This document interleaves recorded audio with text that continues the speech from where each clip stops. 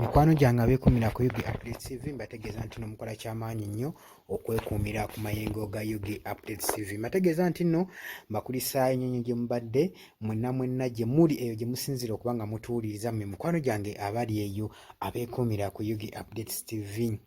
Baganda bange abali emitala w'amayanja Saudi Arabia, Qatar, Oman, ludda wa UK, USA balamusizaako nnyo. Bategeeza nti mwebale kwekuumira ku mayengo ga Yugi Updates TV. Naye nkutegeeza mukwano gwange atannakuba ng'osubscribinga genda mu maaso obeere ng'osubscribinga gwe mukwano gwange eyeekuumira ku Yugi Updates TV. Muganda wange nkuleetedde ensonga lwaki Bobi Wine President Robert Kyagulanyi Ssentamu yasaziddwa mu ogenda mu maaso ne country wide tour ye. Gwe muganda wange poliisi ewadde ensonga ez'ekimpatiira ze bakozesezza okuba nga batulemesa okuba nga tweyongerayo mu maaso ne country wide tour yaffe. Ekintu kino nakibagambako luli eri nakitunuuliramu dda okuva poliisi we yayita secretary we yawandiikira secretary wa National Unity Platform David ng'emuyita basobole okuholdinga meeting wali ku headquarters e Naggulu. Meeting eyo gye baatuulamu ne babaako bye bakkiriziganya okusobola okubanga baholdinga tour eno ebaddeko gye tukubye emabega eyo gye tubadde mu West. Kaakati tour eyo tulina ebintu bye twakkiriziganya nabyo of which ebisinga bisobola okuba nga bisoboka ng'ebimu tebisoboka. Omanyi poliisi egenda neewa obukwakkulizo banga enaakulemesa ekintu ebanga basawo baganda akutuma ekintu ekitaasoboke mu byo bye baba batuma. Sirowooza nti nno okusinziira ku byali mu meeting eri bye baateesaako ebimu olabye nga bagenda mu maaso n'okuba nga babikonsidalinga newankubadde ng'ebimu tebisoboka. Kakati olunaku olw'eggulu poliisi bwe yavuddeyo n'eremesa n'erangirira nti esazizzaamu country wide tour ya National Unity Platform gye bagenda okuba nga batambuliza mu Eastern Region Districts Ombadde, Soroti, Palisa, Bugweri ne babisazaamu. Kakati neewa ensonga lwaki, naye nze ensonga nga wenzirabye za kimpatiira nakwekwasa. Nze era we bawadde ensonga zino ne nkuba ttooki emabega ne ŋŋamba nti kitegeeza luli bakkiriza aba National Unity Platform ogenda mu maaso ne tuwa yaabwe lwa nsonga baali banoonya nsonga gye beekwasa basobole okuba nga bateekawo omusingi omunene ogulemesa ekibiina kino ogenda mu maaso ne tuwa yaakyo. Baakikolanga kagenderere nga bagenda banokolayo nga boobuzaavinga buli kimu, buli slide mistake eyakolebwa zibagenzi banokolayo of which nze zentwala ng'ez'obwewusa. Kubanga kati kambeeko ne kyenkugamba, toyinza kubanga otegese ewammwe embaga gwe n'ogamba nti nno temulinnyirira busubi bwange obuli mu kompaawundi golaba nga gyekiri, muli mu kasiki golaba nga gyekiri. Kati zino ensonga zibawadde awadde points, agambye atuwadde points 7 naye points 7 points 6 nga zonna zifaanagana kyenkana atuwadde point emu ye zayise 6 kubanga byasinze okwogerako kunokolayo emmotoka ze yalaba ez'obuzaavingibwa nga zitisse abantu naye nga batisse abantu nga bayisizza emitwe mu ddinisa. N'anokolayo n'emu n'agamba nti nno yali etisse akabindu. Ensonga ezo nga bwe baaziwadde nze ndaba nga pointi yeekuusa ku nsonga emu yakulemesa tuwa eno genda mu maaso.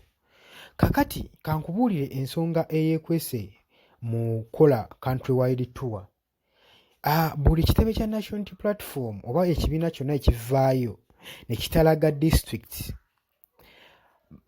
gali amawanga amalala gaba g'obuzaavinga critically nti baba banokola ne bagamba nti nno okusinziira ku kyagenda mu country wide tour baba babitunuulira nnyo ne babigeraageranya n'akalulu n'ebiseera by'akalulu.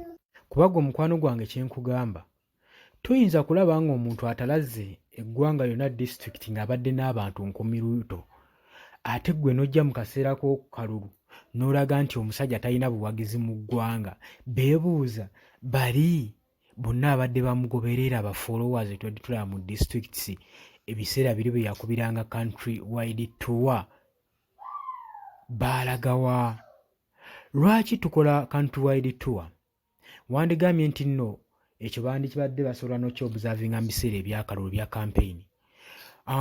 Lwaki tuba tukola country wide tour? Nti ebiseera ebya campaign parties nnyingi eziba zikola laali, kati so tewajja kubeerawo so critical observation, tebajja kusobola kuba nga bekkaanya nnyo, bajja kuba bafuna obstructions, bekkaanya party eri ekoze etya, gundi akoze etya, ow'ekibiina kya gundi akoze etya. Naye wano kino ekintu National Unity Platform kyabadde ekoze kyabadde kigenda giyamba nnyo okulaba nga bagiselectinga ng'ebeera na position yaayo kwegamba nga bagirigardinga mu ngeri twa yaayo gy'etambuddemu, nga be bantu bebasuubira nti amaanyi kigeeyina okubasinziirira ne bagamba ekibiina kino kirina maanyi genkana ki. Omukwano gwange ali yampuliza, sirowooza nti n'ebiseera Kyagulanyi byabadde akoleramu laaleze tiwabaddewo pati ndala zikola laale.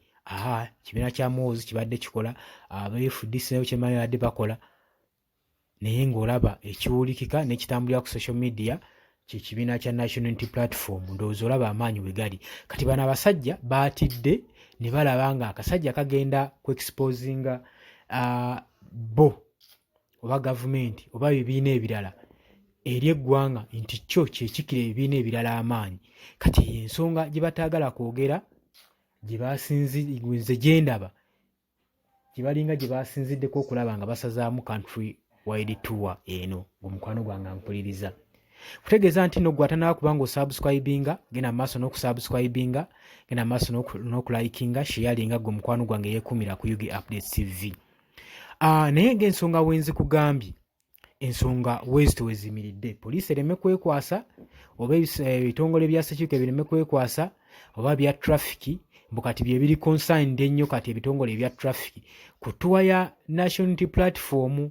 Oba okiraba bino Robert Kyagulanyi Ssentamu President bwe yavuddeyo n'agamba nti nno ye byatwalanga ebyo by'owussa era yabiyise that is nonsense, bye boogera ti nonsense, tebiina ngeri ki gye bireetamu relevant, tebiri relevantly ku ki ekigenda mu maaso mu ggwanga, ne point ze baanokoddeyo tezirina ngeri ki gye zikugiramu kibiina kugenda mu maaso na kutambuza tuwa zaakyo, okuggyako ng'oli ayagadde bwagazi kulemesa kibiina kugenda mu maaso na exercise zaakyo. Gwe mukwano gwange ali eyampuliriza, oba okitegeera gwe mukwano gwange, nkubuulidde ensonga lwaki ekibiina kyandibadde ne tuwa ng'ezo, kikiyambako okubanga kisobola okubanga kirigardingibwa obanga kisobolebwayoko mu bibiina ebirala ne kifuuka kya nkizo mu ggwanga, nti balaba abantu bekiina ba followers abali mu buli disitulikiti, n'olaba abantu okuyaayana, tunira ekyali e Masaka, tunira ekyali e Mukono.